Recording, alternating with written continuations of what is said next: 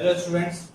तो last video में मैंने ये पढ़ाया था कि अगर हम लोग NaCl को वाटर में डिसॉल्व करते हैं तो वो क्यों इलेक्ट्रिसिटी कंडक्ट करता है मोल्टेन स्टेट या एक्वा सोल्यूशन में, बट सॉलिड स्टेट में वो इलेक्ट्रिसिटी क्यों नहीं कंडक्ट करता। तो ये सब चीज़ हम लोग लास्ट वीडियो में डिस्कस किए थे।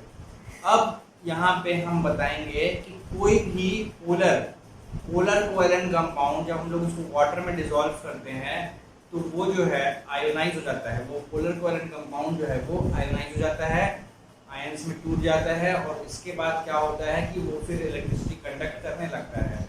ठीक है, फॉर एग्जांपल HCl एक पोलर कोवेलेंट कंपाउंड है। तो HCl को जब हम लोग वाटर में डिसॉल्व करते हैं तो उस वक्त क्या होता है कि हाइड्रोजन और क्लोरीन, HCl में जो हाइड्रोजन और क्लोरीन है तो जो पेयर ऑफ इलेक्ट्रॉन दोनों एटम्स के बीच में शेयर हो रहा है वो पेयर ऑफ इलेक्ट्रॉन ज्यादा क्लोरीन की तरफ टिल्टेड होगा। ठीक है, क्योंकि क्लोरीन जो है वो ज्यादा इलेक्ट्रोनेगेटिव एलिमेंट है, जिससे क्या होगा एक स्लाइट नेगेटिव चार्ज क्लोरीन के ऊपर आएगा और एक स्लाइट पॉजिटिव चार्ज हाइड्रोजन के ऊपर आएगा। और उसके बाद यहाँ पे जब हम लोग उसको वाटर में डिसॉल्व करेंगे तो वाटर भी एक पोलर कोवेलेंट कंपाउंड है, जिसमें क्या होता है कि ऑक्सीजन के ऊपर स्लाइट नेगेटिव चार्ज होता है और वाटर के दोनों हाइड्रोजन के ऊपर स्लाइट पॉजिटिव चार्ज हो जाता है।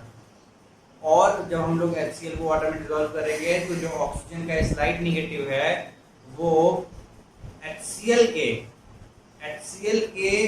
हाइड्रोजन स्लाइट पॉजिटिव को अट्रैक्ट करेगा by electrostatic force of attraction. ठीक है, क्योंकि नेगेटिव हमेशा पॉजिटिव को अट्रैक्ट करेगा।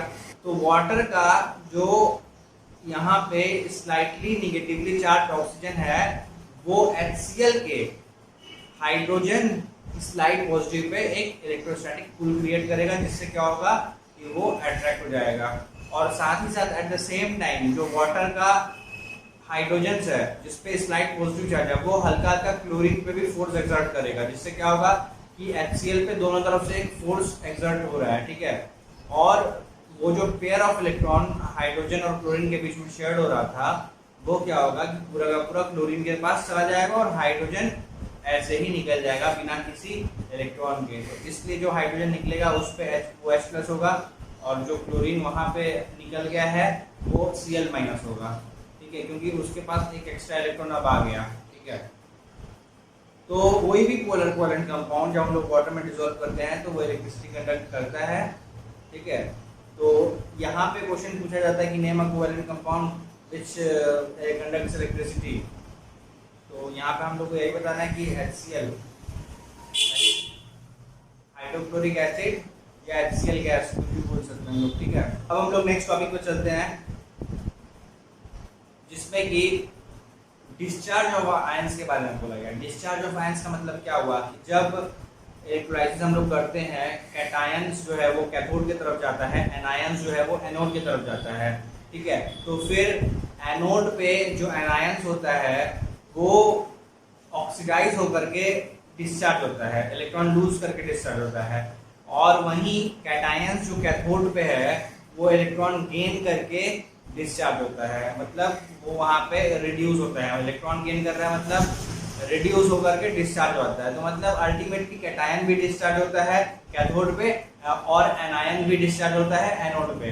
ठीक है, अब यहाँ पे हम लोग जो डिस्चार्ज ऑफ आयंस के बारे में पढ़ेंगे, हम लोग यहाँ पे ये पढ़ेंगे कि कौन सा आयन इजीली डिस्चार्ज होता है और कौन सा आयन डिफिकल्टी के साथ डिस्चार्ज होता है। ठीक है, तो इसके लिए हम लोग को समझना पड़ेगा इलेक्ट्रोकेमिकल सीरीज। इलेक्ट्रोकेमिकल सीरीज क्या है? Electrochemical series is a series of ions from top to bottom, whereas top ions discharge with most difficulty and the bottom ions discharge with most easily. ठीक है, जैसे कैटायंस के case में सबसे ऊपर आता है K+। ठीक है, तो K+ जो आता है सबसे पहले, तो K+ सबसे डिफिकल्टी के साथ डिस्चार्ज होता है। और वहीं एकदम बॉटम में Ag1+, ठीक है, Silver1+, तो वो सबसे इजीली डिस्चार्ज होता है। तो दैट मींस K+ और Ag+ अगर दोनों का दोनों कैटायन कैथोड की तरफ जाता है तो डिस्चार्ज कौन होगा? पहले डिस्चार्ज होगा सिल्वर, Ag+ डिस्चार्ज होगा। यहाँ पे बात समझ में आया ना?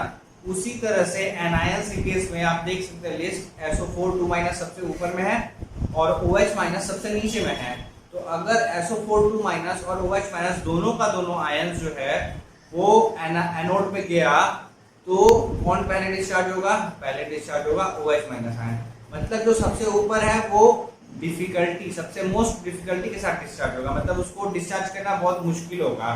ठीक है, और जैसे जैसे नीचे आ रहे हैं, जैसे K+ के बाद Ca2+ दिया है, तो Ca2+ थोड़ा इजीली डिस्चार्ज होगा इन कंपैरिजन टू K1+। ठीक है ना। तो जैसे जैसे हम लोग नीचे आ रहे हैं, नीचे वाला जो कैटायन या एनायन है वो इजीली डिस्चार्ज होगा ऊपर वाले से। तो इसका मतलब अगर ऊपर वाला और नीचे वाला कोई दो आयन है तो जो नीचे होगा वो जो है सबसे पहले डिस्चार्ज होगा, वो डिस्चार्ज होगा पहले। बात समझ में आ गया ना।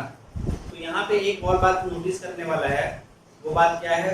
देखो यहाँ पे जो कैटायंस है, कैटायंस में ऐसे एरो देकर के दिया हुआ है कि इंक्रीजिंग ईज ऑफ रिडक्शन। ठीक है, तो हम तुम लोगों को ये बताए हैं कि जो ऊपर वाला कैटायन हो या एनायन हो वो डिफिकल्टी के साथ डिस्चार्ज होगा, और जो नीचे वाला कैटायन या एनायन होता है वो इजीली डिस्चार्ज होगा। ठीक है, तो अब कैटायंस के केस में डिस्चार्ज होने के लिए क्या होता है?